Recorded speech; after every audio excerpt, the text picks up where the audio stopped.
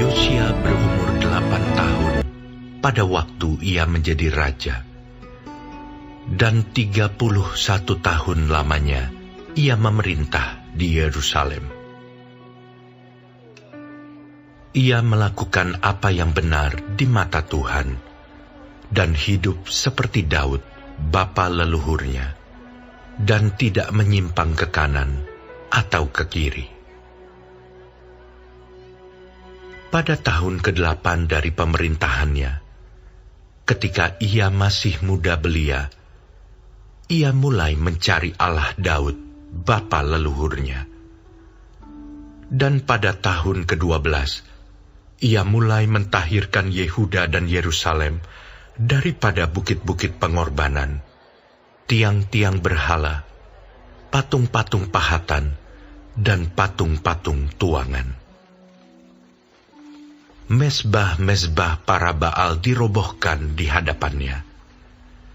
Ia menghancurkan pedupaan-pedupaan yang ada di atasnya. Ia meremukkan dan menghancur luluhkan tiang-tiang berhala, patung-patung pahatan, dan patung-patung tuangan, dan menghampurkannya ke atas kuburan orang-orang yang mempersembahkan korban kepada berhala-berhala itu. Tulang-tulang para imam dibakarnya di atas mezbah-mezbah mereka. Demikianlah ia mentahirkan Yehuda dan Yerusalem. Juga di kota-kota Manasye, Efraim dan Simeon, sampai di kota-kota Naftali, yang di mana-mana telah menjadi reruntuhan.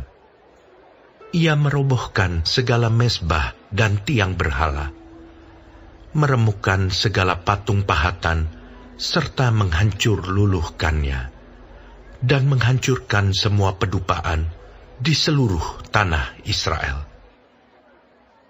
Sesudah itu, ia kembali ke Yerusalem. Pada tahun ke-18 dari pemerintahannya, setelah selesai mentahirkan negeri dan rumah Tuhan, ia menyuruh Safan bin Azalia dan Maaseya penguasa kota, serta Yoah bin Yoahas, bendahara negara, untuk memperbaiki rumah Tuhan Allahnya. Maka datanglah mereka kepada imam besar Hilkia dan menyerahkan kepadanya uang yang telah dibawa ke rumah Allah dan yang telah dikumpulkan oleh orang-orang Lewi, yakni oleh para penjaga pintu, dan dari orang-orang Manasye dan Efraim, dan dari semua orang yang masih tinggal dari Israel, pula dari seluruh orang Yehuda dan Benyamin, dan dari penduduk Yerusalem. Uang itu diberikan mereka ke tangan para pekerja yang diangkat untuk mengawasi rumah Tuhan. Dan mereka itu yang bekerja dalam rumah Tuhan mengeluarkannya untuk membetulkan dan memperbaiki rumah itu. Mereka memberikannya kepada tukang-tukang kayu dan tukang-tukang bangunan, supaya tukang-tukang itu membeli batu pahat dan kayu untuk tupai-tupai, dan untuk memasang balok-balok pada gedung-gedung yang oleh raja-raja Yehuda dibiarkan roboh. Orang-orang itu melakukan pekerjaan itu dengan setia. Orang-orang yang diangkat menjadi pengawas mereka ialah Yahat dan Obaja, orang-orang Lewi dari Bani Merari, sedangkan Zakaria dan Mesulam dari Bani Kehat mengepalai semua. Dan semua orang Lewi yang pandai memainkan alat-alat musik mengepalai kuli-kuli dan mengiringi semua tukang dalam pekerjaan apapun. Dari antara orang-orang Lewi itu, ada yang menjadi panitera, pengatur, atau penunggu pintu gerbang. ketika mereka mengeluarkan uang yang telah dibawa ke rumah Tuhan, Imam Hilkia menemukan kitab Taurat Tuhan yang diberikan dengan perantaraan Musa. Maka berkatalah Hilkia kepada Safan, panitera negara itu, "Aku telah menemukan kitab Taurat di rumah Tuhan." Lalu Hilkia memberikan kitab itu kepada Safan, dan Safan membawa kitab itu kepada raja. Ia juga menyampaikan kabar kepada raja, "Segala sesuatu yang ditugaskan kepada hamba-hambamu telah mereka laksanakan. Mereka telah mengambil seluruh uang yang terdapat di rumah Tuhan dan memberikannya ke tangan para pengawas dan para pekerja." Safan panitera negara itu memberitahukan juga kepada raja, "Imam Hilkia telah memberikan kitab kepadaku." Lalu Safan membacakan sebagian di depan raja. Segera sesudah raja mendengar perkataan Taurat itu, dikoyakkannyalah pakaiannya. Kemudian raja memberi perintah kepada Hilkia, kepada Ahikam bin Safan, kepada Abdon bin Mikha, kepada Safan panitera negara itu, dan kepada Asaya hamba raja, katanya, "Pergilah, mintalah petunjuk Tuhan bagiku, bagi yang masih tinggal di Israel dan di Yehuda, tentang perkataan kitab yang ditemukan ini. Sebab hebat kehangatan murka Tuhan yang dicurahkan kepada kita, oleh karena nenek moyang kita tidak memelihara firman Tuhan dengan berbuat tepat, seperti yang tertulis dalam kitab ini." Maka pergilah Hilkia dengan orang-orang yang disuruh raja kepada Nabiah Hulda, istri seorang yang mengurus pakaian-pakaian, yaitu Salum bin Tokat bin Hasra, penunggu pakaian-pakaian. Nabiah itu tinggal di Yerusalem, di perkampungan baru. Mereka berbicara kepadanya sebagaimana yang diperintahkan. Perempuan itu menjawab mereka, "Beginilah firman Tuhan Allah Israel. Katakanlah kepada orang yang menyuruh kamu kepadaku, beginilah firman Tuhan.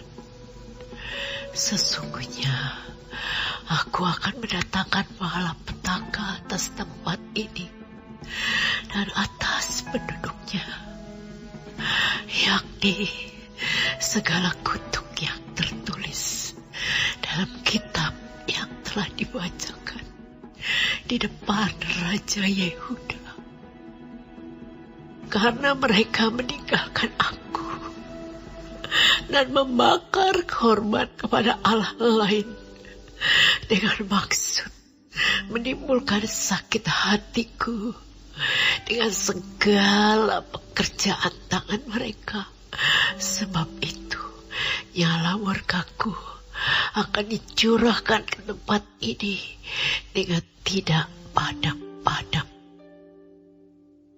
Tetapi kepada Raja Yehuda yang telah menyuruh kamu untuk meminta petunjuk Tuhan, harus kamu katakan demikian. Beginilah firman Tuhan Allah Israel mengenai perkataan yang telah kau dengar itu. Oleh karena engkau sudah menyesal dan kau merendahkan diri di hadapan Allah pada waktu engkau mendengar firman-Nya terhadap tempat ini dan terhadap penduduknya, oleh karena engkau merendahkan diri di hadapanku, menggoyahkan pakaianmu dan menangis di hadapanku, aku pun telah mendengarnya Demikianlah firman Tuhan. Maka sesungguhnya aku akan mengumpulkan engkau kepada nenek moyangmu, dan engkau akan dikebumikan ke dalam kuburmu dengan damai, dan matamu tidak akan melihat segala malapetaka yang akan kudatangkan atas tempat ini dan atas penduduknya. Lalu mereka menyampaikan jawab itu kepada raja. Sesudah itu, raja menyuruh orang mengumpulkan semua tua-tua Yehuda dan Yerusalem. Kemudian pergilah raja ke rumah Tuhan bersama-sama semua orang Yehuda dan penduduk Yerusalem, para imam, orang-orang Lewi, dan seluruh orang awam, baik yang besar maupun yang masih kecil. Dengan didengar mereka, ia membacakan segala perkataan dari kitab perjanjian yang ditemukan di rumah Tuhan itu. Sesudah itu berdirilah raja pada tempatnya, dan diikatnyalah perjanjian di hadapan Tuhan untuk hidup dengan mengikuti Tuhan dan tetap menuruti perintah-perintahnya, peraturan-peraturannya, dan ketetapan-ketetapannya dengan segenap hatinya dan dengan segenap jiwanya, dan untuk melakukan perkataan perjanjian yang tertulis dalam kitab itu. Ia menyuruh semua orang yang berada di Yerusalem dan Benyamin ikut serta dalam perjanjian itu. Dan penduduk Yerusalem berbuat menurut perjanjian Allah, yakni Allah nenek moyang mereka. Yosia menjauhkan segala dewa kekejian dari semua daerah orang Israel, dan menyuruh semua orang yang ada di Israel beribadah kepada Tuhan Allah mereka. Maka sepanjang hidup Yosia, mereka tidak menyimpang mengikuti Tuhan Allah nenek moyang mereka.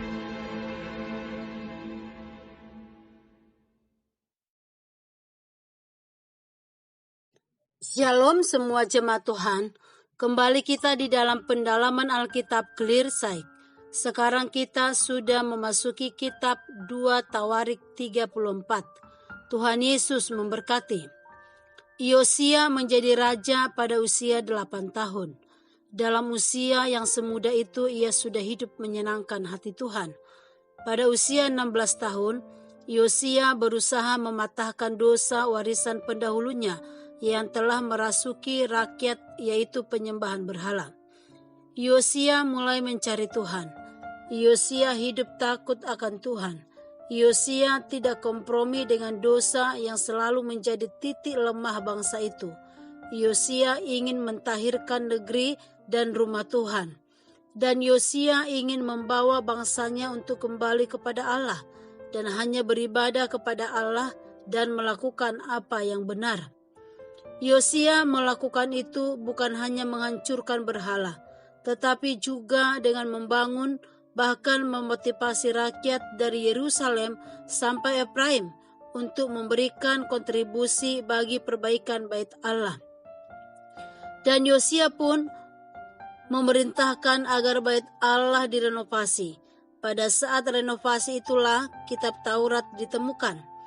Dengan ditemukannya kitab Taurat, maka isinya dibacakan kepada Yosia, dan dengan teguran yang disampaikan, Yosia tidak tinggal diam. Dia berusaha mencari tahu kehendak Tuhan melalui Nabi Hulda. Yosia mendengar kalau murka Tuhan akan turun kepada Yehuda bila mereka tidak bertobat, dan Yosia pun bertindak dengan cepat dan memerintahkan pemimpin umat dan seluruh rakyat untuk datang kepada Allah dan menyatakan pertobatan.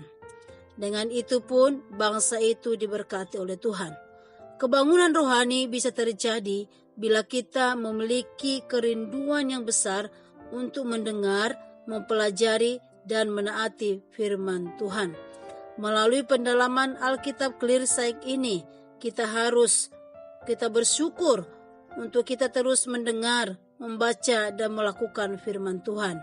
Biarlah kebangunan rohani terjadi atas hidup kita semua umat Tuhan. Amin. Tuhan Yesus memberkati.